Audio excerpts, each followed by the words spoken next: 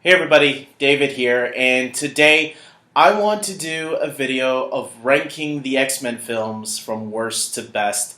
I actually did a video like this back in 2016 after X-Men Apocalypse had come out, and we've had a few more movies since then, and I don't want to take a chance at waiting for New Mutants, so I thought to myself, I think Dark Phoenix is going to be considered the final film in this franchise.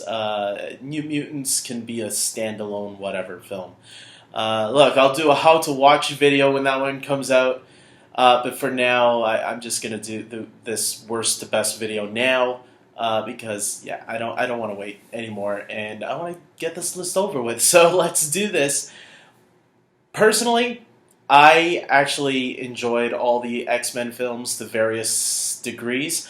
Obviously, there are the ones that are lower on my list, there are a lot of problems with it, but I can always find something to enjoy from each of these films. I'm going to admit it.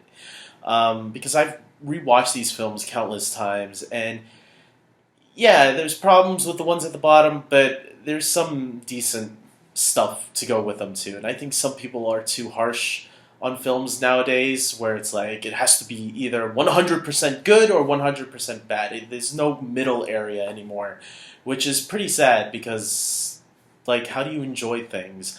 So let's get right into this. Number 12, there are 12 X-Men movies. Number 12, I have X-Men The Last Stand. Yeah, this is my least favorite of the bunch.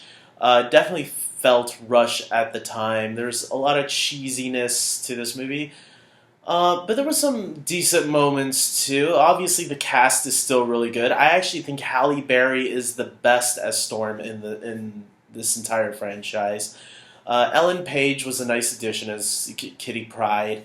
The love story, obviously, between Iceman and Rogue was dumb. Ian McKellen was great. Mystique was underused. Again, a lot of problems, but there's some decent things in this movie as well. And look, was it the best ending to this trilogy? No, but whatever. The Phoenix Saga obviously was wasted, but twice. But we'll get to that one a little bit later. Moving on to number 11, I have X-Men Origins Wolverine. I actually don't think this movie is as bad as most people make it out to be. I get it, what they do to Deadpool in this movie is terrible, but I do think the first half of the movie is actually pretty decent. And Hugh Jackman kicks ass as this character. No matter how bad the movie can be, people do love Hugh Jackman as this character that he's playing. Yeah, the special effects, they dropped the ball on. The action is pretty cool, though. I'll admit it. I'll even admit the final action at the end with Deadpool and Sabretooth teaming up to beat whatever that version of Deadpool is. I actually liked it. I thought it was a cool final battle. Some people would say it feels like Mortal Kombat. I know, that's what I liked about it. I didn't mind the over-the-top craziness, cheesiness, whatever you want about this movie. I thought it handled the cheesy factor pretty well, personally. So that's just my opinion, though. I know a lot of people feel very different than me about this movie. Let's move on to the number 10 film on my list, X-Men Dark Phoenix. I'm not going to call it Dark Phoenix. I'm calling it X-Men Dark Phoenix. That's what it should have been called. Maybe that's why the movie bombed terribly this week and people didn't know it was an X-Men film.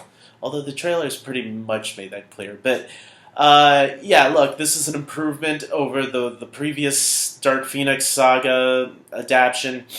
But unfortunately, a lot of the characters, just like in X-Men The Last Stand, are very underdeveloped, and you don't really get that emotional core. I actually think The Last Stand gave us more emotional moments and time to care for those characters than Dark Phoenix did. But for the most part, I think there are some good moments in the movie, and it just wasn't fully executed well once again, unfortunately. So, but I definitely think if you're a huge fan of the X-Men, check this movie out.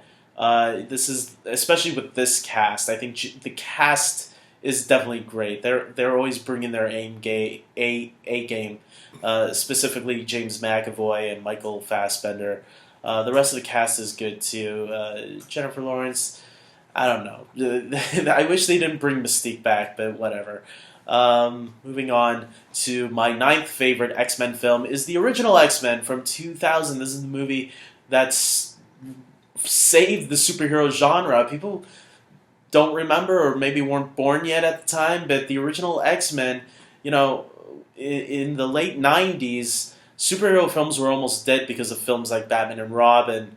And remember, Batman didn't come back to the big screen until 2005 when X-Men really gave new life to the superhero genre. It was because of this original film that we are where we are at today. Plenty of producers and even directors have cited the X-Men of breathing new life into this genre and showing that, hey, there's still more different avenues that we can bring this. One of the best things Bryan Singer has done with this movie, I know Bryan Singer's a terrible man now, but you have to give him credit where credit is due. He did breathe new life into it by not just making a comic book film, but by making it a grounded sci-fi film at the same time. So in some ways, you can say that Bryan Singer was already getting a subgenre and mixing it up with the superhero genre, which was would be later more integrated with movies like the Dark Knight trilogy and the MCU films. So moving on to my eighth favorite X-Men film is X-Men Apocalypse. That's right, I like X-Men Apocalypse a lot more than a lot of other people. I don't know why lots of people hate this movie. Yes, maybe Apocalypse could have been done a little bit better in the third act, which a lot of people say they hate. I actually don't hate as much. I actually think the final battle is all cool. The inner conflict inside their heads that Apocalypse and Xavier has. I like Magneto's story arc in this movie.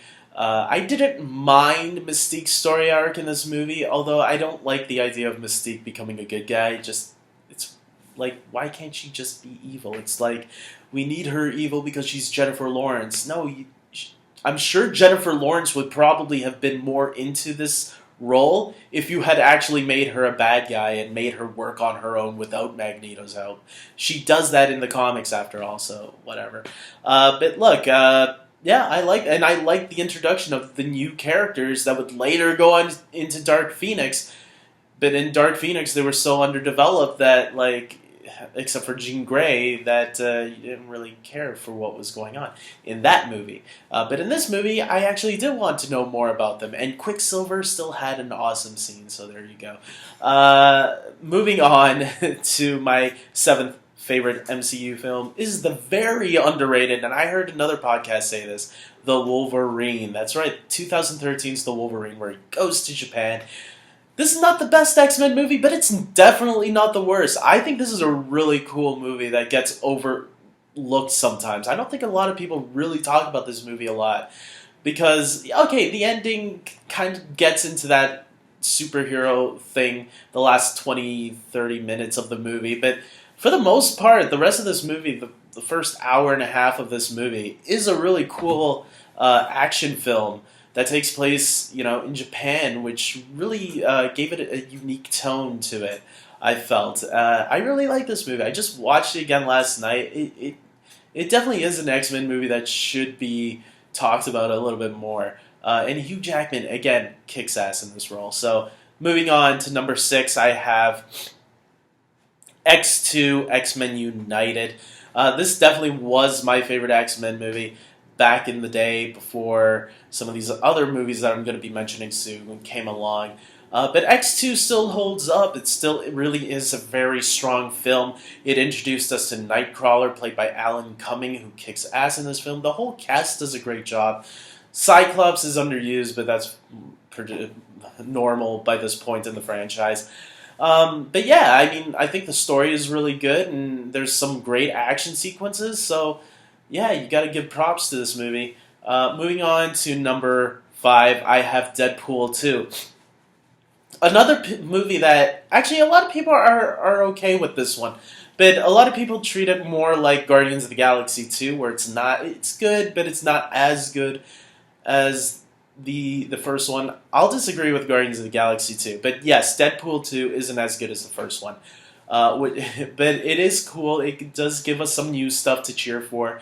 I'm hoping that we'll still get that X-Force movie. After all, Disney is keeping Deadpool out of all these films. Deadpool is the one that's still going to be the only one by this point to cross over into the MCU. So that's going to be pretty cool to see that happen.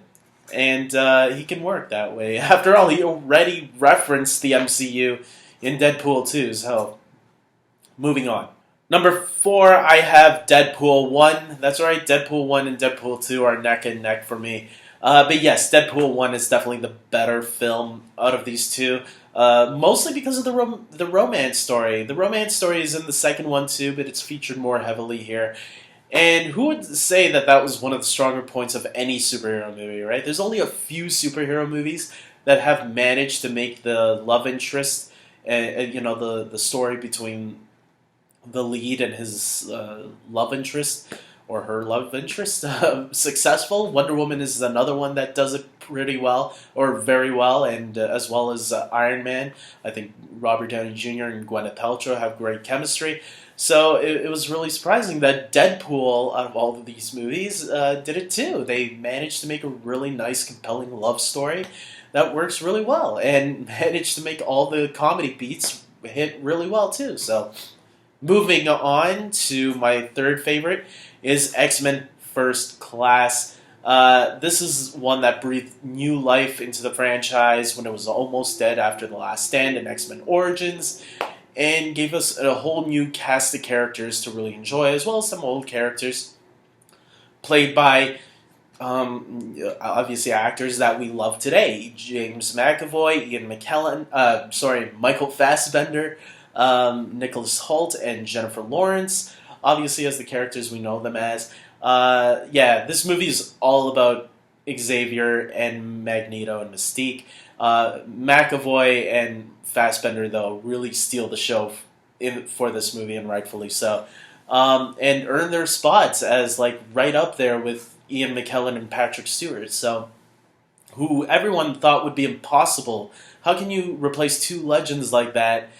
Well, they were replaced, and as an honor. So it was really good. So I love this movie. And moving on to by the way, before I move on, I gotta say, X-Men First Class is the superhero film with my favorite score throughout. Usually, with a lot of soundtracks, there's always a couple of scores here and there. It's very rare when I get a soundtrack where I love the entire score, and X-Men First Class is that film that has that really great score from beginning to end, composed by Henry Jackman. Now moving on to my number 2 favorite is Logan. That's right, 2017's Logan, which, if you want, could be the true ending to the X-Men saga. From if you watch it all in chronological order, that's a better way than ending it with Dark Phoenix. Logan, wow, man! Just when you thought the X-Men, the superhero genre, couldn't find any more avenues to go to, a movie like Logan comes up, and it was intense. It was great storytelling. It was great acting. The fact that this movie didn't get more awards consideration is sad to me. But it did get a Best Screenplay adaptation. So that's something interesting to note. I wish it could have gotten more like a Best Film nod, but it didn't. But oh well, I think this will definitely be a movie that fans like myself will always talk about from years to come because of how groundbreaking it was for this genre. Moving on to my final favorite film, if you haven't already guessed it, X-Men: Days of Future Past. I love time travel.